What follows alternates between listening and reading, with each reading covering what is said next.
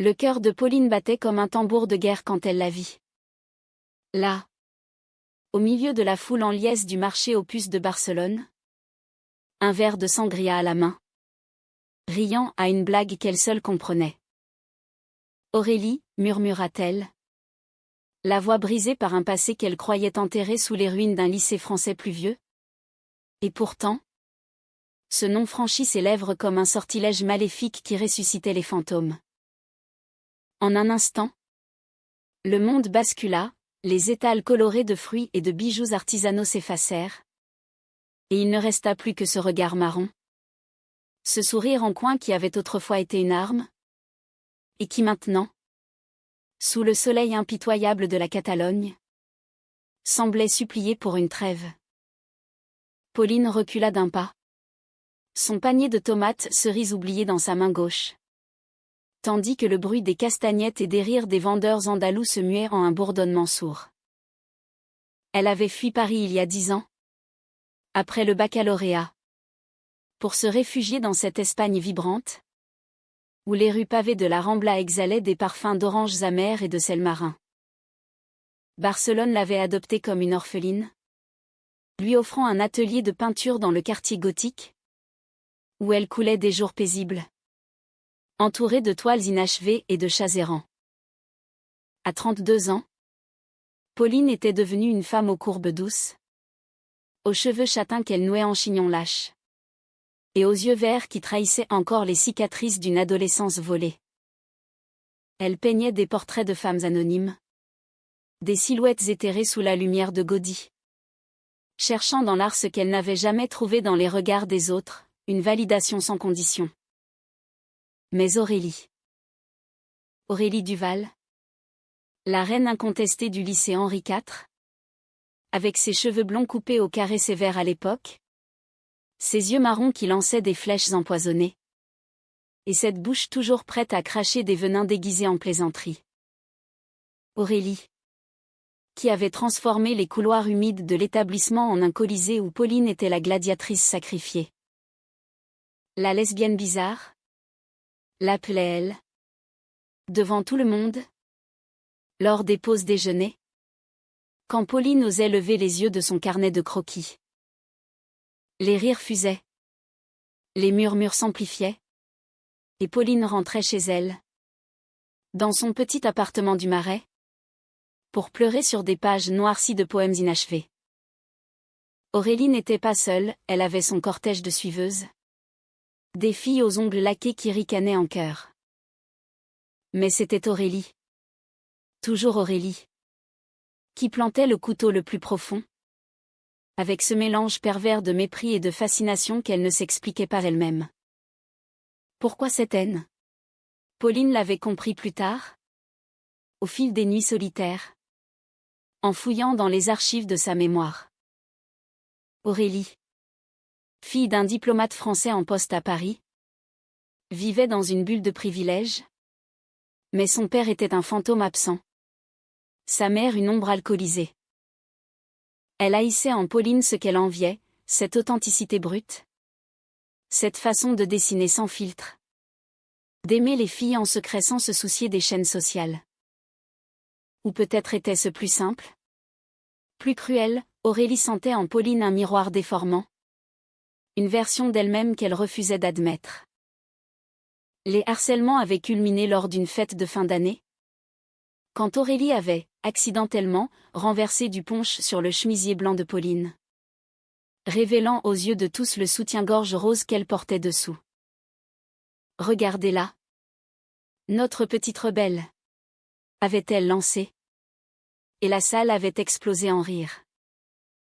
Pauline s'était enfuie, le cœur en lambeaux, jurant de ne plus jamais croiser le chemin de cette vipère. Et pourtant, voici qu'elle était là, à Barcelone, en 2025, sous un ciel azur sans nuages, vêtue d'une robe fleurie qui adoucissait ses traits anguleux. Aurélie avait changé, ses cheveux blonds étaient maintenant courts et ébouriffés, comme si le vent catalan les avait domptés.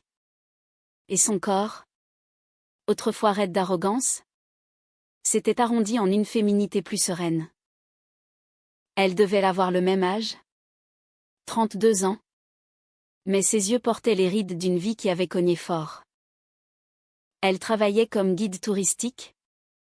D'après ce que Pauline avait vaguement entendu dire par une connaissance commune sur Instagram, un compte fantôme qu'elle suivait en mode incognito. Par masochisme pur. Leurs regards se croisèrent enfin. Et le temps s'arrêta. Aurélie pâlit. Son verre trembla dans sa main.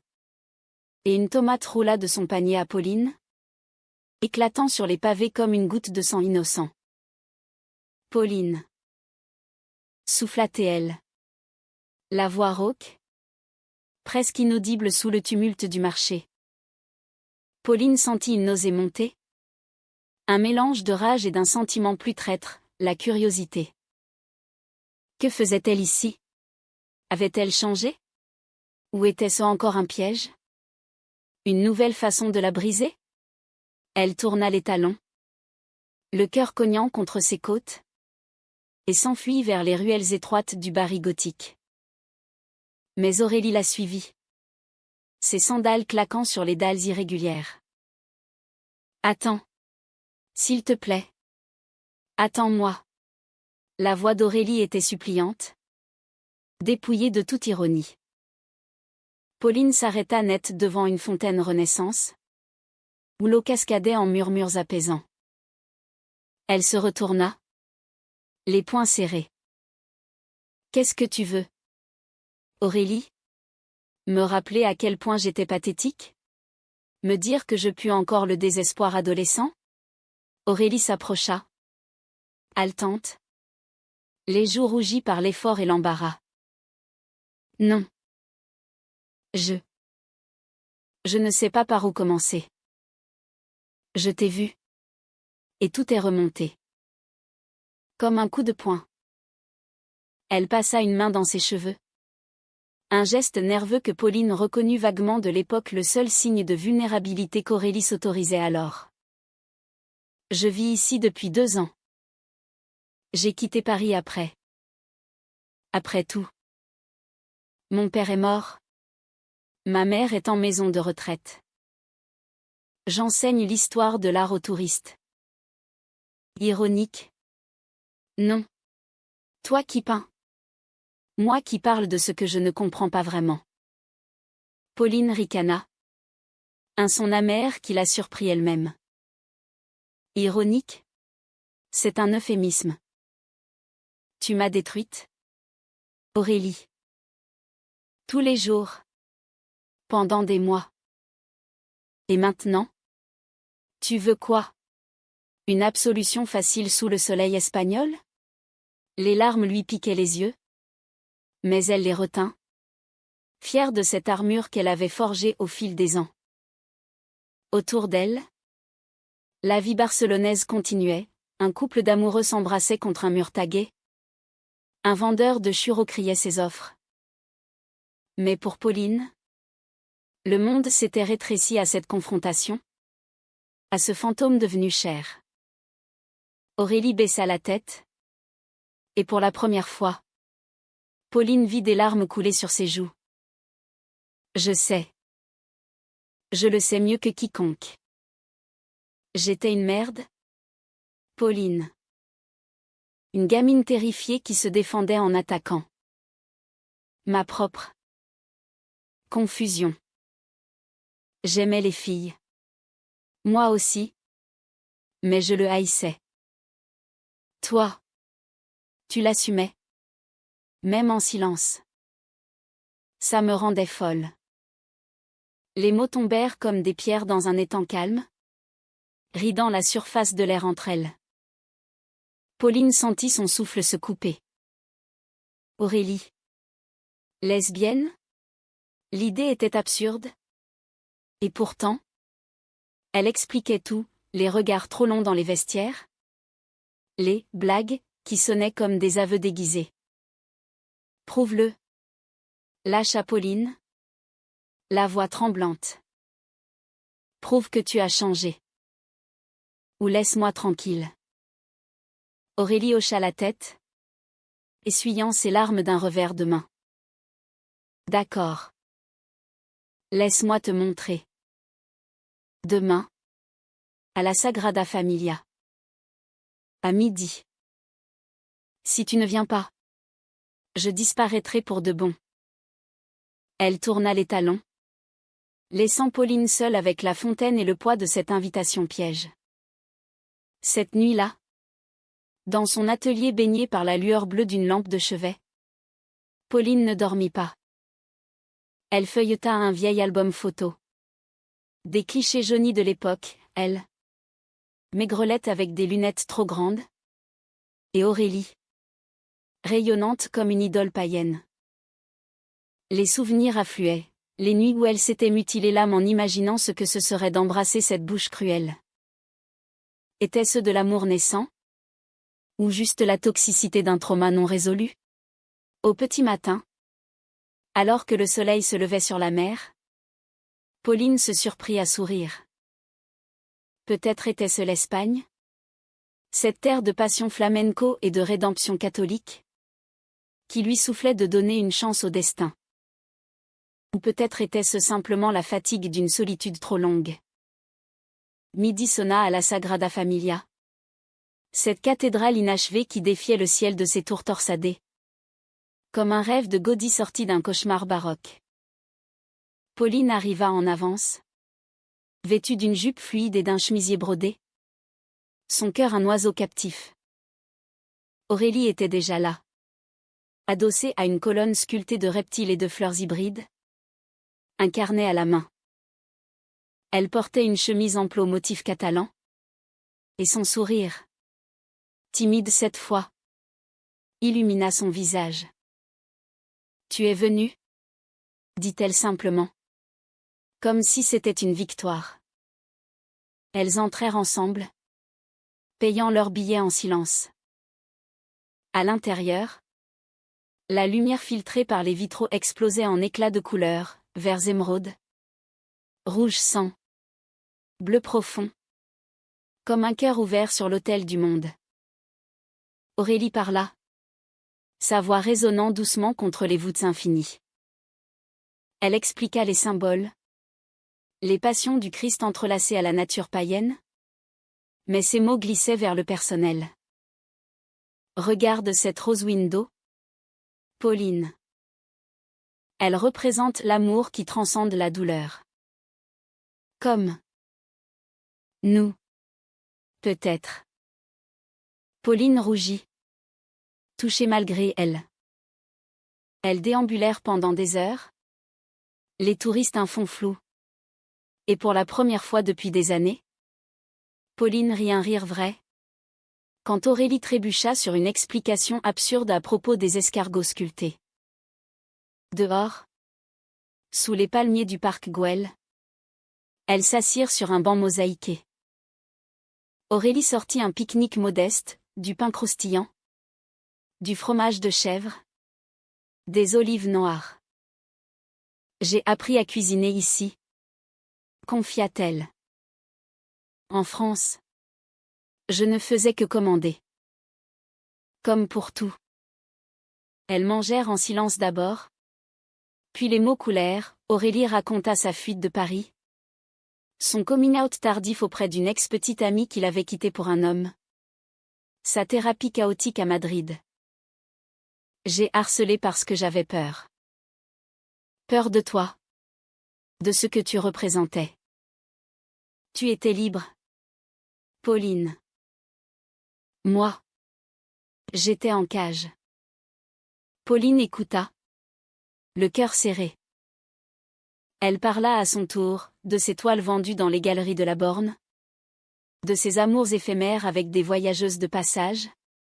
De la solitude qui la rongeait comme une marée montante. Je t'ai haï si fort que ça m'a sauvée. Ça m'a poussée à créer. Mais parfois, la nuit, je me demande ce qui se serait passé si tu m'avais embrassé au lieu de me briser. Les mots étaient sortis sans filtre. Et l'air crépuscula entre elles. Aurélie posa sa main sur celle de Pauline. Un geste hésitant. Électrique. Et si on essayait maintenant? Pas pour réparer le passé? mais pour inventer un futur. Leurs doigts s'entrelacèrent, et sous le regard indifférent des mosaïques ondulantes, elles s'embrassèrent un baiser doux, salé de larmes et de promesses. Les lèvres d'Aurélie étaient chaudes, insistantes sans être voraces, et Pauline sentit fondre la glace qui emprisonnait son cœur depuis si longtemps. C'était comme si la Méditerranée elle-même les berçait, avec ses vagues chuchotant des secrets anciens. Les semaines suivantes furent un tourbillon de couleurs et de saveurs. Pauline emmena Aurélie dans son atelier, où les toiles prirent vie sous leurs caresses partagées. Aurélie posait, nue contre une fenêtre donnant sur la mer, sa peau pâle contrastant avec les bleus intenses de la toile. Elle dansait le flamenco dans des bars enfumés du Raval, riant des faux pas, et faisait l'amour sur des draps froissés imprégnés d'odeur de jasmin. Aurélie apprit à peindre, ses traits maladroits traçant des portraits de Pauline endormie, tandis que Pauline écoutait les histoires d'Aurélie sur les ruines romaines de Tarragone, imaginant leurs âmes errant dans ces vestiges. Mais sous cette idylle, des ombres planaient. Aurélie recevait des appels nocturnes qu'elle ignorait, son visage se crispant comme un ciel d'orage. Pauline remarqua les textos effacés, les silences qui s'allongeaient. « Qui est-ce » demanda-t-elle un soir, après un dîner aux chandelles sur la plage de la Barceloneta, où les vagues léchaient leurs pieds nus. Aurélie hésita, puis avoua, « Mon ex. Camille. Elle est à Madrid. Elle veut qu'on se voie. » Pour clore le chapitre, Pauline sentit un froid l'envahir. Souvenir du punch renversé. Des rires moqueurs. « Et toi? Tu veux y aller ?» Aurélie secoua la tête vigoureusement. « Non. C'est fini. Pauline. » Mais elle sait des choses sur moi. Sur le lycée. Elle était là. Tu sais. Une de mes amies. Le mot amie sonna faux, comme un écho du passé. Pauline se leva, le sable collant à sa peau. Alors pourquoi ces appels? Pourquoi cette peur dans tes yeux? Aurélie se tut. Et dans ce silence, Pauline vit la faille. Aurélie n'avait pas tout dit. Pas encore. Le doute s'insinua comme une brume matinale sur la Costa Brava, enveloppant leurs bulles fragiles d'une humidité insidieuse. Pauline, qui avait toujours cru en la rédemption comme en une toile vierge attendant le pinceau, se surprit à questionner chaque geste d'Aurélie. Était-ce de la paranoïa résiduelle? Ou un instinct aiguisé par les années de solitude? Elle continuait à se voir? Bien sûr, des promenades main dans la main le long des allées ombragées du parc de la Ciutadella, où les perroquets criaient des insanités dans les palmiers, des nuits passées à débattre de littérature française devant un verre de Rioja. Aurélie défendant Proust contre les assauts passionnés de Pauline pour Virginia Woolf. Tu vois en moi la Madeleine trempée dans le thé du passé? Plaisantait Aurélie. Mais ses yeux évitaient parfois ceux de Pauline, fuyant vers l'horizon. Un après-midi pluvieux rare en Catalogne? Mais le ciel barcelonais savait surprendre. Elles se réfugièrent dans un petit café du quartier de Gracia, aux murs tapissés de livres jaunis et d'affiches de corridas oubliées. Aurélie commanda 2 chocolats chauds épicés. Et pendant que la serveuse aux tatouages floraux s'affairait, elle glissa une enveloppe jaunie sous la table. Ouvre-la plus tard. C'est pour toi. Pauline, intriguée, la rangea dans son sac. Mais la curiosité la rongeait déjà. Quand Aurélie s'absenta pour un appel encore un, murmurait une voix intérieure, Pauline ne put résister. L'enveloppe contenait une lettre manuscrite, datée d'il y a 5 ans, adressée à une certaine Camille. Les mots dansèrent sous ses yeux. Un ballet cruel, ma chère Camille. Je ne peux plus supporter ce mensonge. Ce que j'ai fait à Pauline au lycée. C'était plus que de la jalousie. C'était de l'amour tordu, déguisé en haine. Je l'aimais. Et ça me terrifiait. Toi. Tu étais ma couverture. Mon alibi hétéro. Pardonne-moi si je te quitte, je dois affronter mes démons. Le papier trembla dans les mains de Pauline. Et quand Aurélie revint, essuyant la pluie de son front, elle la confronta. La voix un fil tendu prêt à rompre. Tu l'as aimée? Elle? Ou c'était moi? Tout ce temps? Aurélie blêmit. Ses lèvres pâles comme les pages d'un vieux roman. Pauline. C'était il y a des années. Camille était un pansement. Une façon de nier ce que je ressentais vraiment. Pour toi. Elle tendit la main. Mais Pauline recula. Le cœur lacéré. Un pansement? Et moi? J'étais quoi? Ton punching ball? Ta muse empoisonnée? Tu m'as brisé pour te protéger? Et maintenant? Tu rejoues la scène avec des mots doux? Les clients du café jetèrent des regards discrets. Mais Pauline s'en moquait, la tempête intérieure hurlait plus fort que la pluie dehors. Aurélie fondit en larmes. Un sanglot qui secoua ses épaules frêles. Oui. J'ai eu peur. Peur de mon père? De la société? De moi-même. Mais ici, en Espagne, j'ai appris à respirer. À aimer sans chaîne. Laisse-moi te prouver que c'est vrai. Elle sortit son téléphone, composa un numéro et mit le haut-parleur. La voix de Camille, rauque et lasse, répondit: Aurélie? Encore toi? C'est fini. Camille. Pour de bon. Et je vais tout dire à Pauline. Tout. Elle raccrocha. Puis raconta, les nuits où elle avait pleuré en pensant à Pauline. Les lettres non envoyées qu'elle brûlait dans la cheminée familiale. Le jour où elle avait vu Pauline partir pour Barcelone et s'était sentie mourir un peu. Pauline écouta. Déchirée entre la fureur et une tendresse inattendue. Cette vulnérabilité chez Aurélie était neuve. Authentique. Comme un vin jeune qui pétillait sur la langue. Elles quittèrent le café sous la pluie. Se réfugiant chez Pauline. Là. Dans l'atelier humide. Entourées de toiles à demi sèches.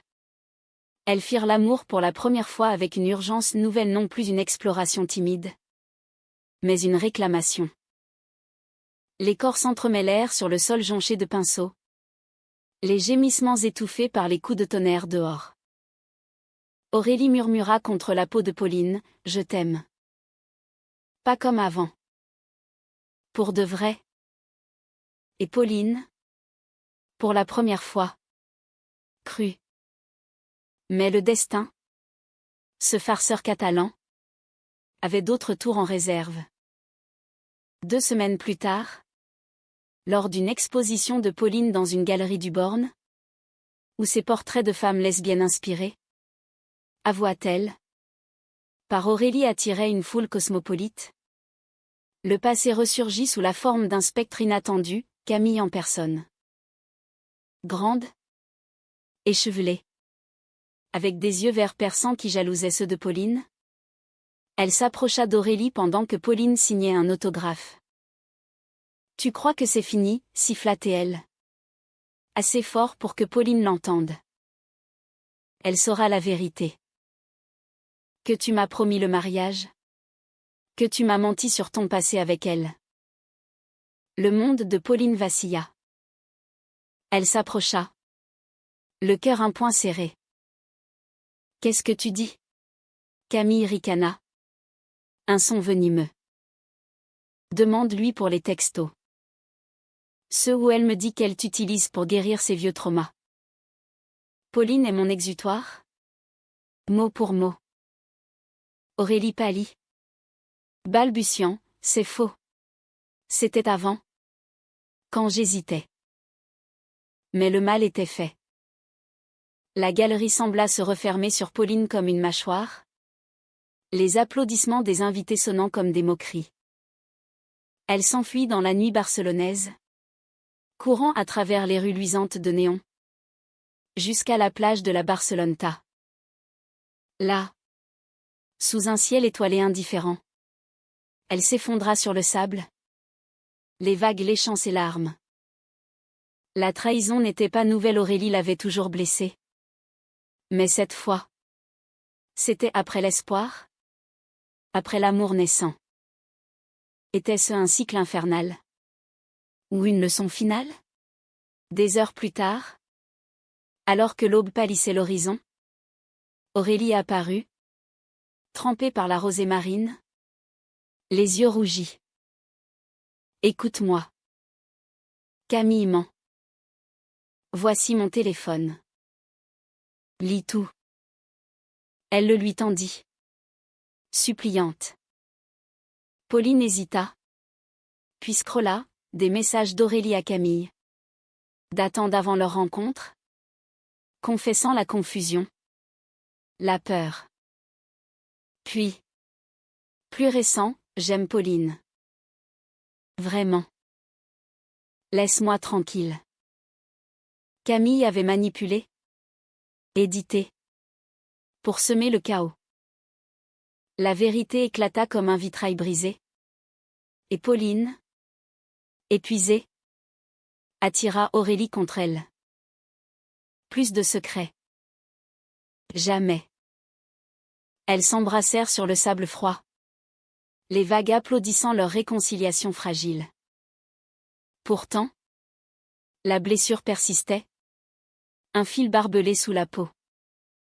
Les jours suivants, Pauline peignit avec fureur, une toile immense.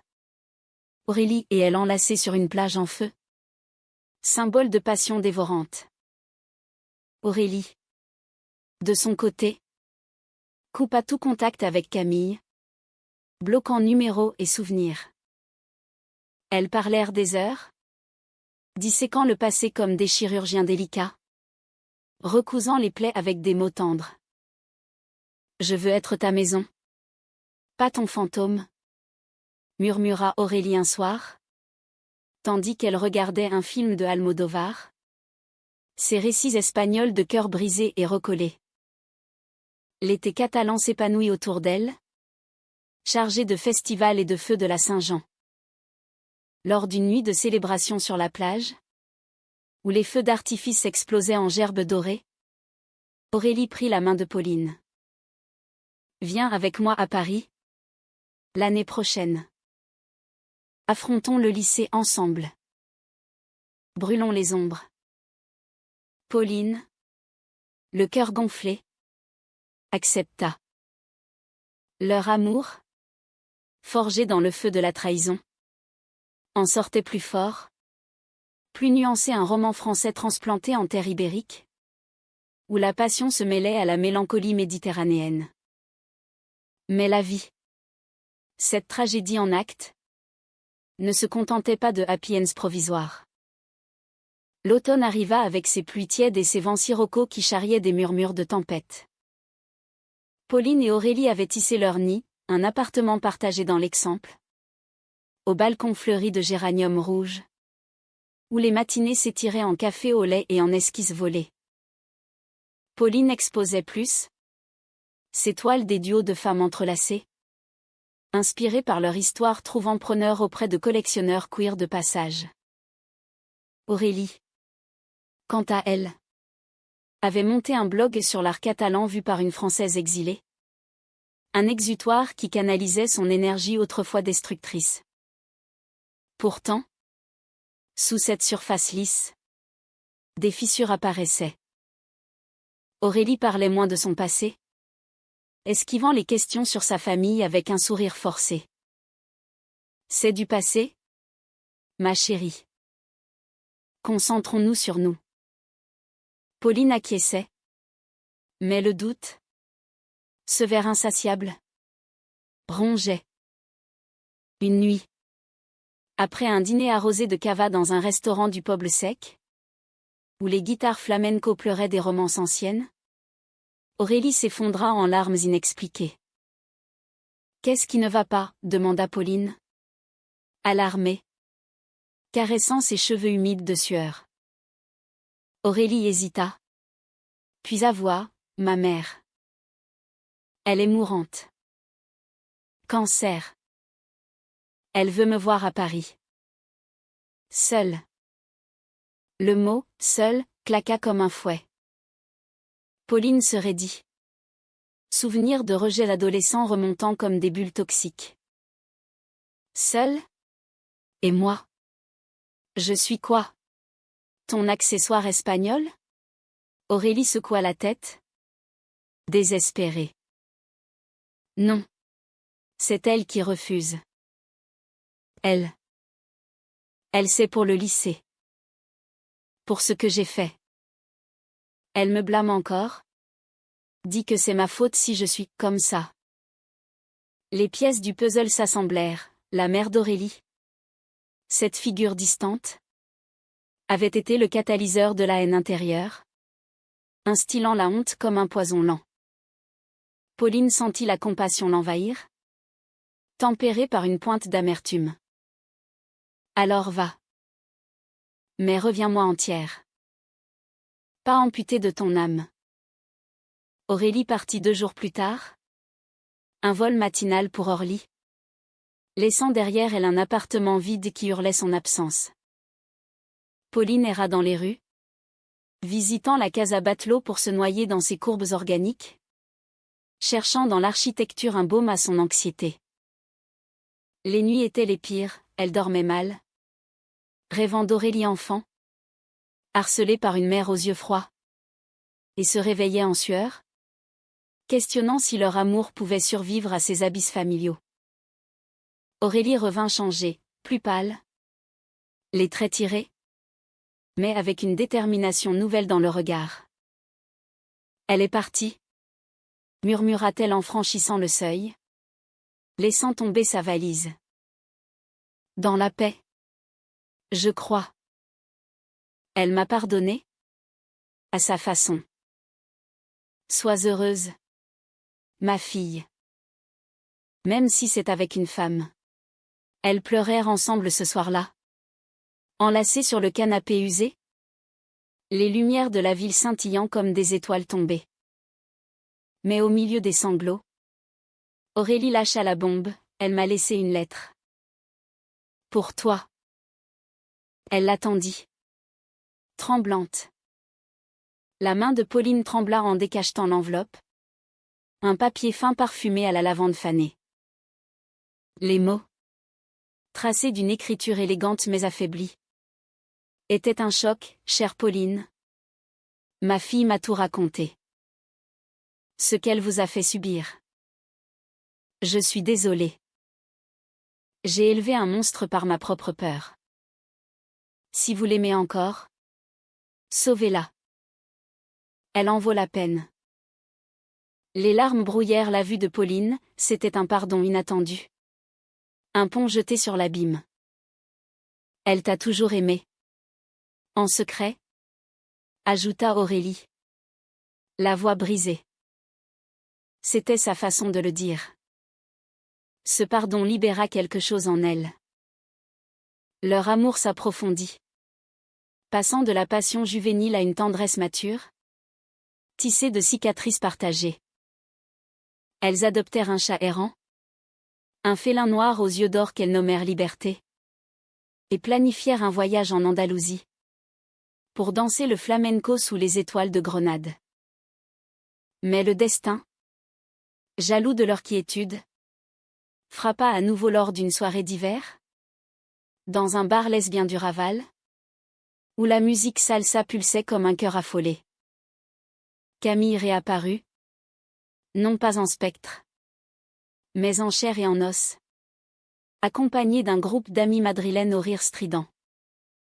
Elle s'approcha de leur table, un verre de gin à la main, le regard vitreux. « Félicitations pour votre petit nid d'amour » lança-t-elle, Sarcastique.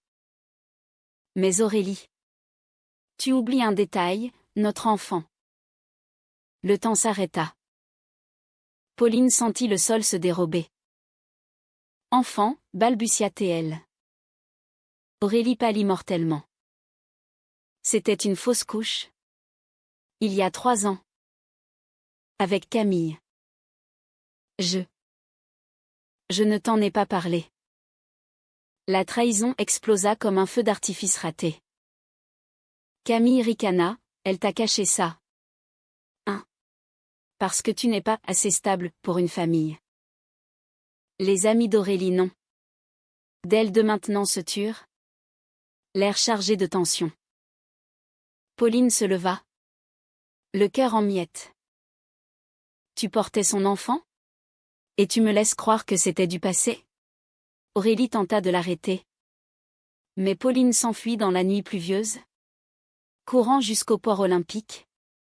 Où les lumières des yachts dansaient sur l'eau noire.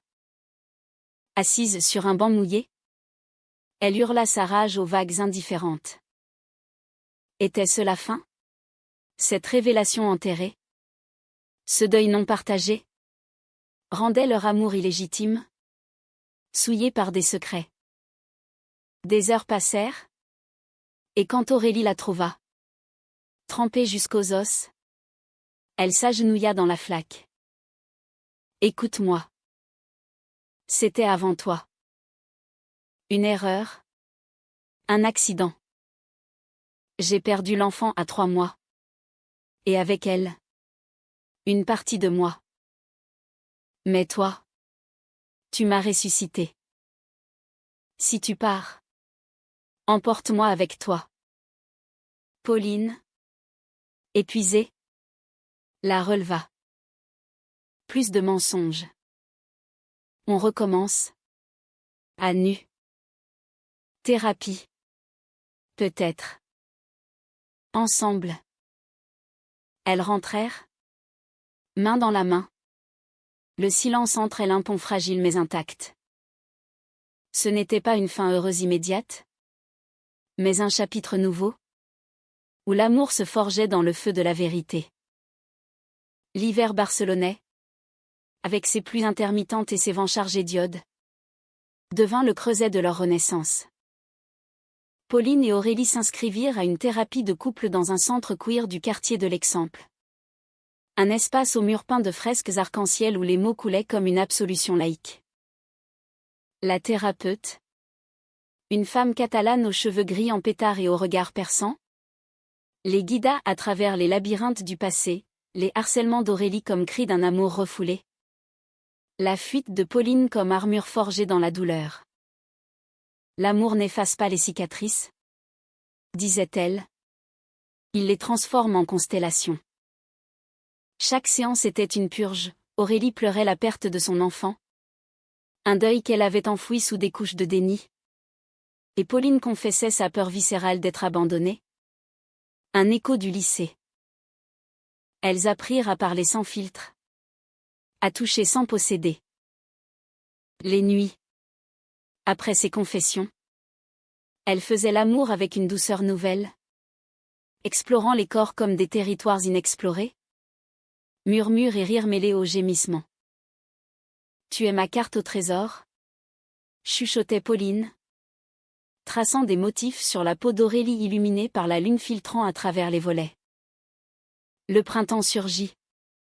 Explosant la ville en un feu d'artifice floral, les jacarandas violets bordant les avenues. Les marchés débordant de fraises sucrées. Inspirées par leur thérapie, elles décidèrent d'affronter le berceau du trauma, un voyage à Paris. Pour clore le cercle. Aurélie réservait les billets. Pauline emballait des toiles des cadeaux pour des amis d'enfance. Des ponts vers un futur réconcilié. Mais au milieu de ces préparatifs, une lettre arriva, de l'avocat de la mère d'Aurélie. Annonçant un legs inattendu. Non pas de l'argent, mais la maison familiale du Marais. Avec une clause, à condition que vous y viviez ensemble. Pour honorer l'amour que je n'ai pas su voir. C'était un cadeau empoisonné? Ou une bénédiction? Aurélie. Les yeux brillants. Serra Pauline contre elle. On n'est pas obligé. C'est à nous de décider. Elles parlèrent des nuits entières. Pesant le pour et le contre, retourner en France signifierait affronter les fantômes du lycée. Les regards des anciens. Mais aussi une racine commune. Un ancrage. Pauline, qui avait fui l'Hexagone comme une prison, surprit même Aurélie en proposant « Allons-y ». Pas pour elle. Pour nous. Transformons cette maison en atelier. Un havre. Le voyage fut un pèlerinage. À l'aéroport d'El Prat, elles s'embrassèrent longuement, ignorant les annonces monocordes. Paris les accueillit sous un ciel gris-perle, typique de son spleen romantique. Mais au lieu de la lourdeur, elles sentirent une légèreté. Elles visitèrent d'abord le lycée Henri IV, main dans la main, sous le regard curieux des élèves actuels. Les couloirs, autrefois claustrales, semblaient maintenant minuscules. Des couloirs de mémoire rétrécis par le temps. Devant le mur où Aurélie avait gravé une insulte enfantine effacée depuis, elles s'arrêtèrent. « Je suis désolée », murmura Aurélie, traçant un cœur du bout des doigts. Pauline l'embrassa là, publiquement. Un acte de défi et de guérison. La maison du Marais était un bijou fané, parquet craquant, cheminée noircie, jardin intérieur envahi de lierre. Elles y passèrent des jours à dépoussiérer, riant des découvertes, un journal intime d'Aurélie adolescente, confessant son crush secret pour Pauline. « Je t'écrivais des poèmes que je déchirais », avoua-t-elle, rougissante. Ensemble, elles repeignirent les murs en blanc cassé, installant un atelier au rez-de-chaussée où la lumière du matin dansait sur les toiles. Pauline y créa sa série maîtresse, Réparation. Des portraits d'Aurélie à travers les âges. De l'adolescente furieuse à la femme sereine. Entrelacée à son propre reflet. Mais le climax survint lors d'une réception impromptue, des anciens du lycée. Invités par une amie commune. Débarquèrent un soir d'été, transformant la maison en salon littéraire. Parmi eux, des visages familiers, les suiveuses d'Aurélie.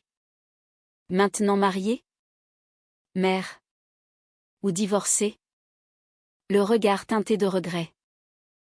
L'air crépita de tension quand l'une d'elles, une brune aux cheveux grisonnants nommée Sophie, s'approcha de Pauline. « Tu étais si courageuse. À l'époque. On le savait tous. Mais on suivait la meute. Pardonne-nous. » Les mots libérèrent un flot, excuses murmurées. Verre cogné en toast à la résilience.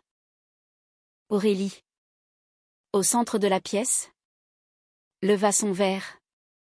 La voix ferme. J'étais la pire. J'ai harcelé Pauline parce que je l'aimais. Et que j'avais peur.